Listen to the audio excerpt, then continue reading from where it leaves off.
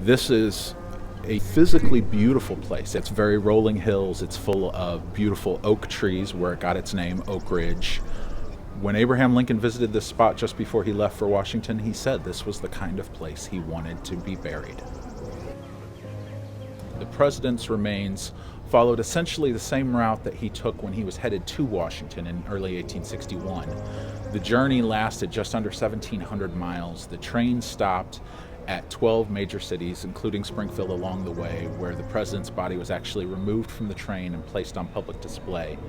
We estimate that somewhere in the neighborhood of 7 million people came out of their homes and either paid homage to the president at one of those 12 sites, or they went out to see the funeral train as it would pass through their community.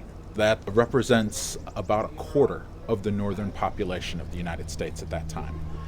May the 4th of 1865, after the president's body had lain in state in the legislative chamber of the old state capitol here, the procession followed the president's body here in the morning of May the 4th. There were thousands of people on hand. There was a military escort. When the hearse arrived, actually right in front of where we're standing right now, the military escort took the president's remains out of the hearse and placed it inside of this receiving vault for temporary holding until they could determine what kind of a vault they were going to build for the president.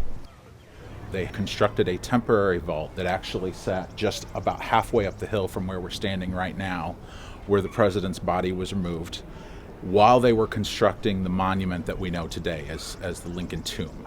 That process took about 7 years for them to complete before they finally removed the president and his son from the temporary tomb about halfway up the hill and placed him in the presidential tomb that we know today.